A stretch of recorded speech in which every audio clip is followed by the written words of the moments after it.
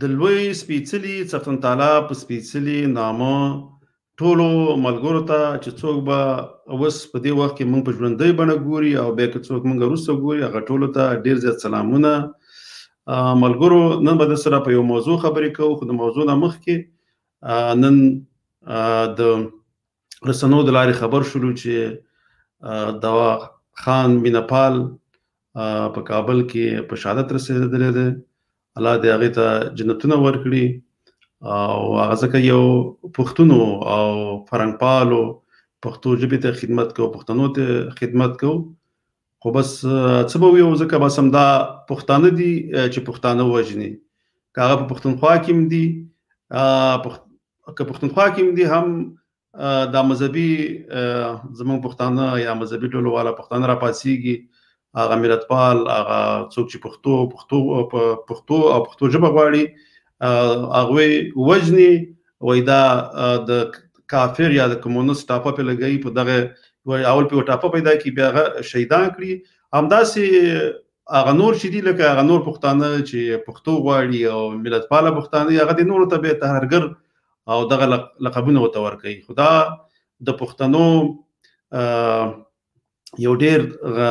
د هغوی دپاره د افسوس ځای دی چې خپله پښتانه په دغه نومونو باندې یو بل وژني او پښتانه د پرمختګ او د ترقۍ نه وروسته پاتې کېږي. زه تاسو سره یوه ویډیو شریکوم، د هغې باندې بیا زه خبرې کوم. خو دلته مسله داسې ده چې نن ما په یو څو ورځې مخکې موږ د څه خبرې کړې وې په یو موضوع باندې، بیا هغې داسې یو چا راته یوه ویډیو راولېږله چې په هغې کې لکه هغې ویل که نه چې لکه امریکا چې ده خپله نه غواړي په افغانستان کې سوله راشي. نو دا خو حقیقتونه دي، ځکه هر ملک به خپلې اقتصادي ګټې په یو ملک کې لټوي، که هغه چین دی، که روسان دي او که امریکا ده. خو باید موږ افغانان باید څه وکړو؟ صحیح ده، دلته په دغه منطقه کې به اوس د چین او د روس او د امریکې به د خپلو ګټو دپاره یوه پالیسي جوړوي. خو داسې په کار ده چې خپله پښتانه که چېرته په اتفاق وي چې دوی خپله پالیسي ځان دپاره جوړه کړې وي. موږ په دې پوهېږو چې امریکا خپله غواړي چې طالبانو ته ځینې ساحې او ځینې منطقې خوشي شي، ځکه چې دوی غواړي چې د چین هغه دیو چې ورته بلتونپال یا د سینکیانګ کومه صوبه چې ده هغې کې ځان ته خپلواکي غواړي. نو د هغې په خاطر باندې دوی غواړي چې هغه چین ته دا ورښکاره کړي، امریکا غواړي چې هغه که تاسې دلته دغه حکومت طرفداري نه کوئ او د پاکستان پلو هم نیولی دی، طرف هم نیولی دی، لور هم نیولی ده، نو بیا دغه چې دی د سینکیان دغه کوم ازادي یا خپلواکي غوښتونکي چې دي دوی به بیا د طالبانو سره یو ځای د سینکیان د ازادۍ غوښتنه کوي. نو دې په خاطر باندې یو پلاوی چې دی د طالبانو هغه هم چین ته تللی و او هغوی ته دا ډاډګیرنه ورکوله د پاکستان په طرفدارۍ چې موږ به زموږ خاوره د افغانستان خاوره به د چین خلاف نه استعمالیږي او بیا که چېرته دوی په یو څه قدرت ته ورسېږي نو چین به هم د دوی سره مرستې کوي او د دې حکومت به په رسمیت باندې پیژني. خو دلته دا زبر ځواکونه چې دي دوی خپلې لوبې کوي، خو د جنګ او د تباهي خشا کې افغانان ګرځي. نو باید دلته داسې یوه پالیسي غوره شي چې پښتانه د دې جنګ نه راوځي. که موږ ویو نو حکومت هم په خپل پوره طاقت سره نشي کولی طالبانو له شکست ورکړي او طالبان هم نشي کولی چې حکومت ونیسي. صحیح ده، ځینې منطقې به ونیسي، ځینې ولسوالیګانې به ونیسي، ځینې پښتانه به په شهادتونو باندې ورسوي، مګر حکومت ته نیولی په زور باندې نشي. خو صرف دې کې یو کار دی چې صرف پښتانه به پکې مري، افغانستان به د پرمختګ څخه لرې پاتې کېږي، پښتانه چې دي یا افغانان چې دي هغه به کډوال کېږي او د پرمختګ ټولې لارې به بندي او همیشه به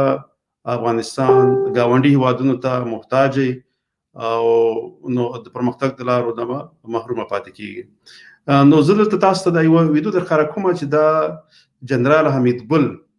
یو مرکه کې وایي چې زمونږ دلته د آرمي نه د فوج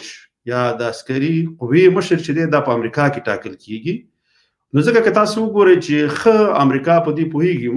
چې پاکستان د طالبانو نه طرفداري کوي یا د هغې پلوي کوي، خو بیا هم په پاکستان باندې نه کوم فشار راوړي، نه پې کومې پابندیګانې لګوي اقتصادي، هغه په دې باندې ځکه هغه پوهېږي هغه نو دغه د ډبل گیم کوي د افغانانو سره او خپل مفادات یا خپل ګټې پر مخ باندې وړي. تاسو دا ویډیو وګورئ، زه به لکه د دې ترجمه کوم یا ژباړه به هم تاسو ته وکړم، دا سره لګا واورئ. क्यों ये फैसला नहीं हो सका कि आप पाकिस्तान के आर्मी चीफ बन सकते हैं? अमेरिका को पसंद नहीं था, इसी वजह से नहीं बनाया गया। अमेरिका ने इनकार कर दिया आपको आर्मी चीफ बनाने से? हर कोई जानता है, मिठाइयाँ तकसीम हुई जब मैं नहीं बना। के लिए डिफीट हो चुकी है अमेरिका को, अब जो मर्जी करते रहे। अभी इस दफा ملګرو دا ځکه زه دې په خاطر باندې د شوم، ځکه ځینې وخت کې زمونږ د پښتونخوا ملګري هغه داسې فکر کوي چې دوی آزاد دي. اول خو زه د هغه په خاطر باندې دا ځینې ویډیوګانې جوړوم چې زمونږ د پښتونخوا ملګري خو د آزاد په دې نه دي چې یو خو د شله چې پنجاب چې دی هغه لکه د امریکا او د چین او د نورو ملکونو په غلامۍ کې دی او د هغې غلامي کوي. به دلته چې دی لکه به دغه پنجابي قوم چې دی به د نور قومونه لکه بلوچ، سندي، پښتانه دوی محکوم کړي دي. خو هغه زمونږ پښتانه په دې باندې پوه نه دي، ځکه هغه د پنجاب دغه میډیا او د پنجاب نصاب دوی ته چې څه ښیي بس هماغه د دوی په مزغو کې. زه به تاسو ته اوس دا باقي پاتې دروښیم، ځکه دې کې دا یو څه موده کېږي چې د پنجاب میډیا چې ده لکه دغه ځینې چې کوم نشریات کوي هغوی د خپل نشریات کې به دا ویل کنه چې افغانستان تجزیه طرف ته ځي یا دغه دا کېدلی شي د سره افغانستان بې اتفاقۍ طرف ته راشي او تجزیه شي. خپله د هغوی ځکه چې دا جنرال دی د دوی دا خبرې ورته زږدم چې دوه ورته څه وایي، دا اردو باندې دي به تاسو ته زه وایم چې دې کې دا څه وایي. न्यूज वीक के अंदर रिचर्ड हैश जो डिप्टी सेक्रेटरी स्टेट डिपार्टमेंट में थे उस जमाने में जब ये सारी प्लानिंग हो रही थी,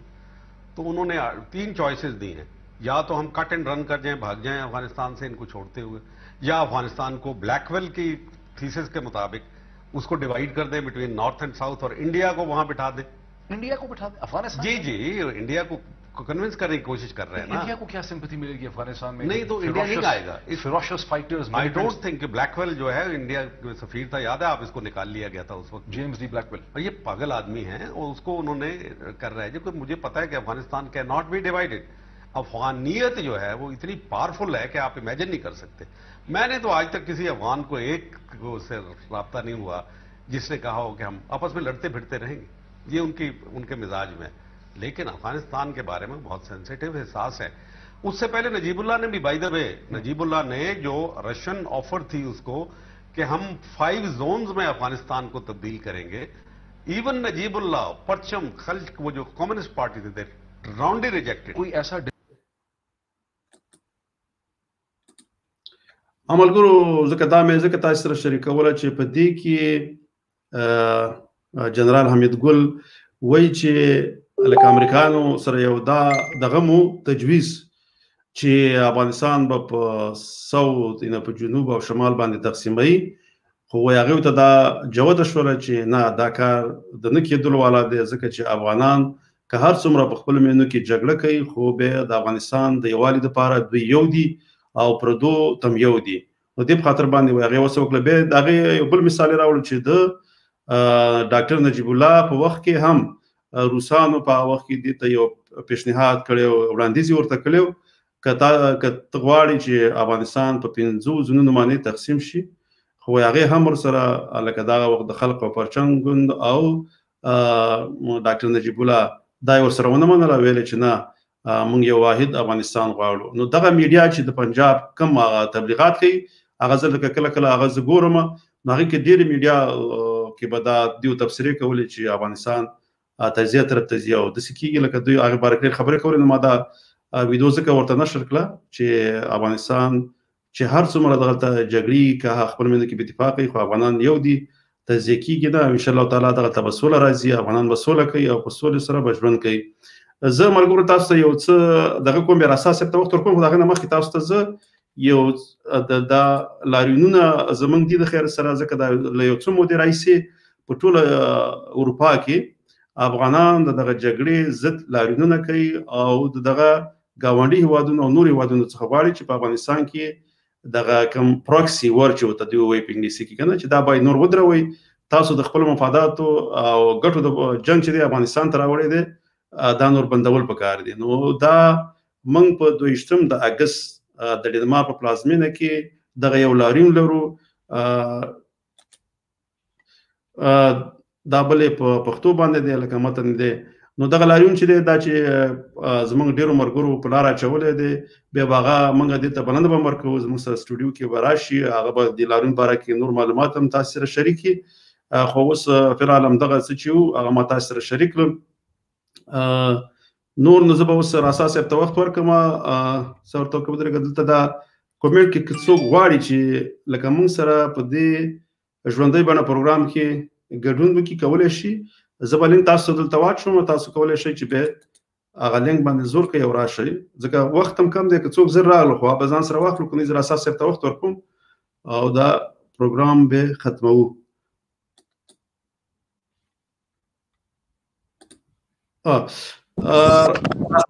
تاسو ما واسکئ او خپلو خبرو ته دوام ورکړئ. مننه ډېره زیاته زماني صاحب. سلامونه او احترامات ټولو دوستانو ته. په لومړي قدم کې زه هم د دواخان مینوال په شهادت ډېر زیات جګرخونه شم. باور وکړئ زماني صاحب چې یعنې ډېر لکه چې د یو انسان خپل یا نږدې دوست یا ورور یې دې اندازې پورې ځکه چې دا یو فرهنګپال سړی او پوه سړی او د جمعې د مانځه نه وروسته دی په شهادت رسېږي او متاسفانه چې طالبان د دې د دغه په غاړه اخلي. نو دا د پښتنو وژنه څنګه چې تاسو مخکې یاده کړله دا د پنجاب پروګرام دی دا د ایسای پروګرام دی چې په دې شکل باندې تفرقه واچي او د پښتانه ماته په خپل منځونو کې سره واچي او د طالبانو په واسطه داسې زمینه په دغه افغانستان کې اوس مساعده چې لکه دغه د 96 کلونه چې وو چې کله یعنې بیا هغه ملیشه سازي کېږي او کله چې ملیشه سازي کېږي نو دا طبیعي خبره ده چې دلته قومي مذهبي سمتي ژبني دا ټول مسایل رامنځته کېږي. نو افغانستان به په دې کې اخته دا جاهل ملت به په دې کې اخته یو بل به سره وژني او پاکستان به د خپل ګټو نه پوره استفاده کوي. خط به هم درته وران کړي دغه نورې منطقې به هم درته ونیسي دغه پاټا یوه نیمه منطقه چې ده دغه به هم د خپل کنټرول لاندې راولي او څه چې زړه او په آخر کې به داسې یو دغه وکړي چې هغه د دې چې څه پروګرامونه یې هغه به ټول په افغانستان کې تطبیق کړي ځکه چې دا د دې پروژه را همداسې ولې متاسفانه چې زموږ افغانان لا تر اوسه پورې په دې مسایلو باندې عمیق نه ځي او فکر ورباندې نه کوي. دوی فقط دغه غچ واخله او یو مړکه بل مړکه مکتب وران که ښوونځی وران که بم کې دا وکړه هغه وکړه هغه څه چې دغه دي ملکي خلک مړکه هغه دولتي ملي شتمني لوټ کړي. نو بس الله دې رحم وکړي دا ما دا د خبرې دې په خاطر مونږ کوو زماني صاحب چې دغه ځوانان او هغه دوستان چې مونږ ګوري چې دغه واقعیتونه دي او د دې واقعیتونو نه خبر شي ځکه چې تر هغه پورې چې مونږ ټول افغانان ټول په یو اتفاق یو اتحاد سره رایخ نشو او خطه خو نه وي او بد بد نه وي او د خپل ملي ګټې ارزښتونه دا ټول په پام کې ونیسو نو موږ هیڅ وخت نه سولې ته رسېدلی شو او نه زموږ وطن به کله آباد شي. متاسفانه دا ډېر تریخ حقیقت دی په اوسني شرایطو کې ځکه چې زموږ شاوخوا ګاونډیان او د امریکا په شمول باندې موږ ډېر په ساده او ډېر یعنې په ډېر معمول شکل باندې همدا اوس موږ استعمالیږو متاسفانه او دا داسې زمینه برابري چې تاسو وګورئ چې دا د میډیا داسې یو جنگ دی اوس په هغه جنگ اوس نه دی چې هغه د ټوپک جنگ دی یا دغه جنگ دی ولې دی اوس معمولا د غربي نړۍ د میډیا د لارې دی جنگ مخکې وړي دې ته دا سوړ جنگ دی او دا کومه میډیا چې د دې په لاس کې دی چې وغواړي په کم سمت خط سیاست چې وغواړي هماغسې دی کوي. دا یو تریخ حقیقت دی. نو بنان موږ باید افغانان د دې نه ګټه پورته کړو او هغه څه چې دی خپل منځ کې باید سره اتحاد اتفاق او دغه خپل نظام نه د شتون نظام ده خدای نه خواسته که دا نظام رنګ شي او دغه بنیادي او دغه اساسي دغه د نظام جوړښت د منځه لاړ شي باور وکړئ دوستانو چې دا به تاریخ وښیي دا به دغه عملا دا خو دا اوس هر څه د پټېدو نه دي دا به هر څه وښیي چې موږ به تر 80 کالو پورې نور هم شاته لاړ شو تر څو چې په هغه عمل کې دوباره بیا نظام جوړیږي بیا یو سیستم رامنځته کېږي یو دغه جوړیږي دا نو بیا نو ډېره غټه لویه قصه ده او دې کې به نو زمونږ افغانان به زمونږ به خصوصا پښتانه به د دې نوبتي جنگ به قرباني به او بل څوک به نه او دا به ورځ په ورځ پښتانه په خپل منځ کې ځکه چې یو مشر مړ شو دی یو قبیلې هغه بل مشر سره طبیعي خبره ده چې هر څوک چې مري زماني صاحب هغه په کور کې خپل فامیل لري ورور لري خور لري خپلوان لري قوم لري طبیعي خبره ده چې ورباندې درېږي همدغه سلسله ده د جنگ چې دغه جنگ به داسې نورم پراخه کېږي او اور اخلي. نو دې مسایلو ته زمونږ متاسفانه چې بس ډېر فکر نه دی شوی نو الله دې رحم وکړي ډېرې زیاتې خبرې نه کوم نو که نور څوک دوستان راځي ځکه چې دا خبرې ډېرې اوږدې شي بیا دوستانو ته خسته کونې تمامېږي نو انشاءالله په آینده کې به نور هم په دې باندې کم خبرې کوو چې دوستان هم واوري او دوی ته مزاحمت هم نه شي او د وخت سپما هم موږ کړي نو نور زه ستاسې وخت نه نیسم انشاءالله بیا په بل پروګرام کې به سره نورې مفصلې خبرې وکړو راسا صاحب نړۍ مننه پرون هم په بلوچستان کې یو ملتپال شهید کړی او دا بل څوک نه کوي دا خپله هم د پاکستان ادارې کوي هر هغه څوک چې د پښتنو د یووالي دپاره غږ پورته کوي د پښتون قوم دپاره غږ پورته کوي د پښتنو په وسایلو د پښتنو خبره کوي بیا هغه که په لرې او که په بري هغه د وطن دښمنان د پښتنو دښمنان هغه بیا په شهادت باندې رسوي او دا لړۍ تر ډېره وخت نه شروع ده او دا دوام پیدا کړی دی او د دې شاته